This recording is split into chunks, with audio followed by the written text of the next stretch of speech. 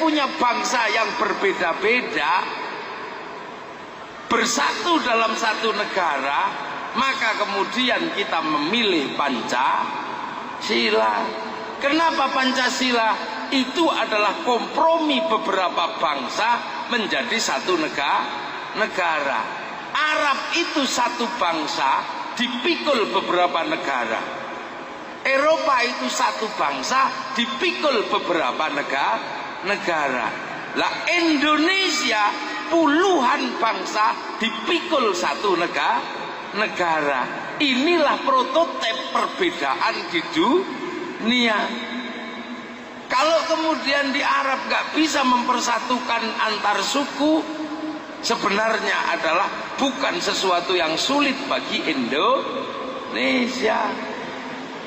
Nah, begitu akhir-akhir ini semua merasakan ketika seluruh bangsa ini jebol, Suriah mulai ambrol, Mesir jebol, Afghanistan jebol, sekarang Qatar juga jebol, Suriah jebol. Satu-satunya bangsa yang berbeda dan beragama Islam yang tetap utuh adalah Negara Kesatuan Republik Indonesia.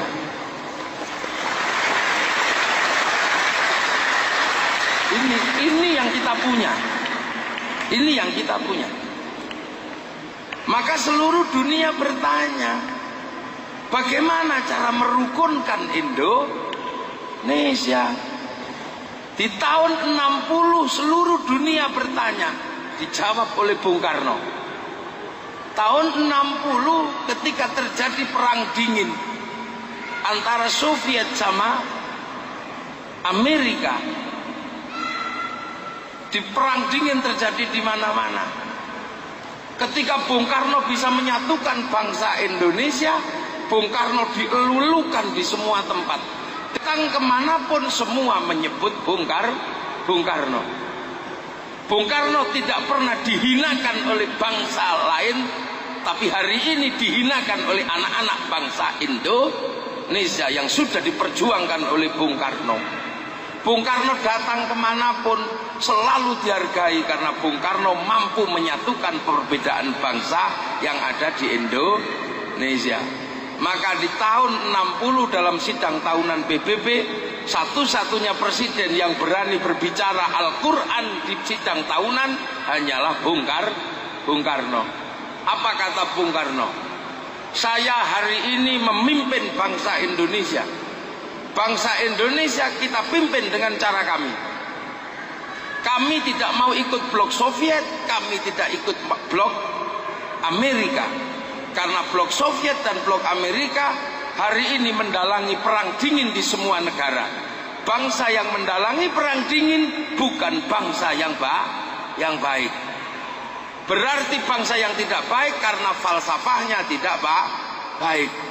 Berarti manifesto komunisnya Soviet itu tidak baik, Declaration of Independence-nya Amerika juga tidak baik karena menghasilkan perang.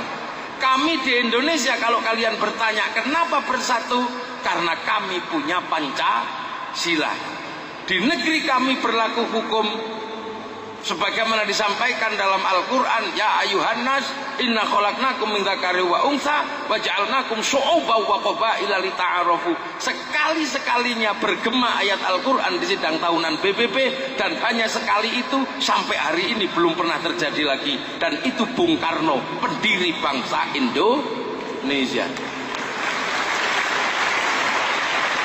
Kalau kalian dunia mau bersatu, ganti manifesto komunisnya Soviet, ganti Declaration of Independence-nya Amerika, ganti dengan Pancasila. Kalian pasti bersatu karena inilah milik Indonesia. Nah, sekarang Afghanistan belajar Pancasila ke Indonesia. Citnya belajar Pancasila ke Indonesia. Suriah belajar Pancasila ke Indonesia. Ketika negara-negara Islam sedang belajar Pancasila ke Indonesia, anak-anak Islam di Indonesia sudah tidak mengerti lagi bahwa Pancasila adalah produk Islam yang ada di Indonesia. Sudah lupa karena tidak mau belajar. Indonesia dari dulu memang begitu. Kenapa?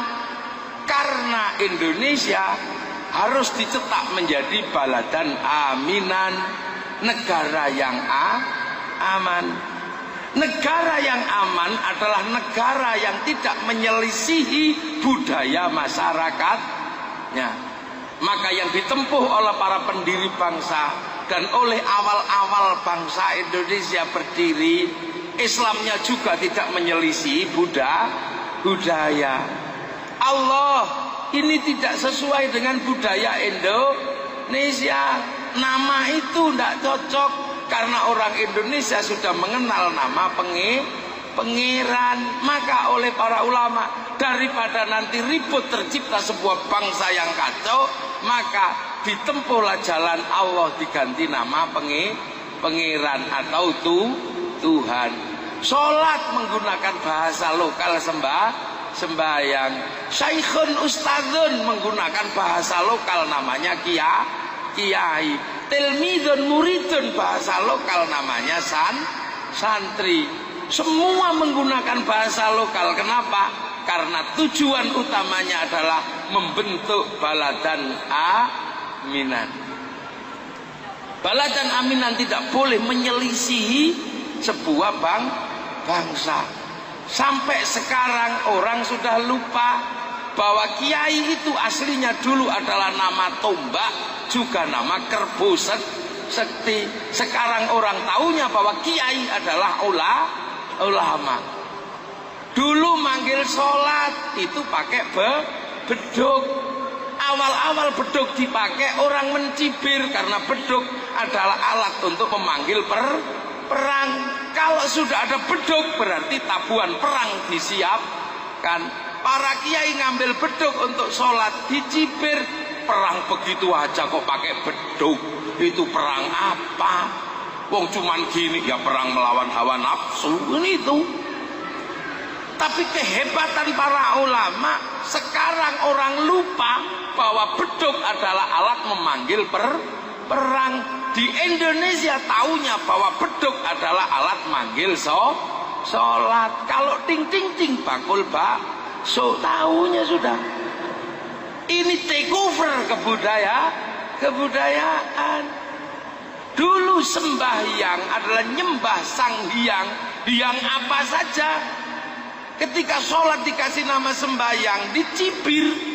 Alah apa, sama-sama hyang aja.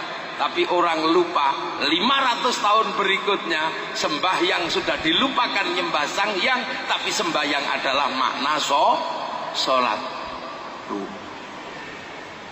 Ayo, santri dulu adalah orang yang membaca kitab Weda. Ada yang namanya santri, ada namanya sahastri. Awal-awal ala wong kitab ijo aja kok dikasih nama santri. 500 tahun berikutnya orang sudah lupa bahwa sahastri adalah pembaca kitab Weda. Sekarang semuanya tahu bahwa santri adalah anak-anak didik para kiai. Ini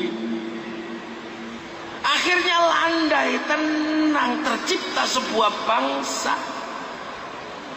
Coba sekarang, begitu perbedaan-perbedaan yang dulu dilakukan para ulama, begitu kiai dianggap bid'ah, orang-orang mulai disebut ustad, maka perilakunya sering meresahkan bangsa Indonesia. Kita lihat, namanya ustadz tapi anti Pancasila. Dulu Mas, Kang, begitu sekarang mau dimunculkan akhi, ukhti, masalah ribut di semua lini. Dia lupa. Sudah tahu di Indonesia itu orangnya nggak punya jenggot.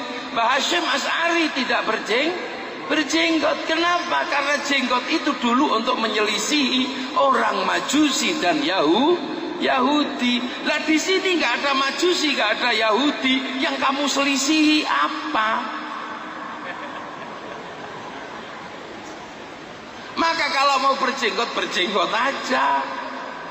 Makanya kalau di sini berlaku jenggot, tidak berlaku sunnahnya jenggot. Sunnahnya jenggot kalau ketemu dilus-elus, cium pipi kiri, pipi kanan. Di sini jenggotnya ada, dilus-elus, ditonyo.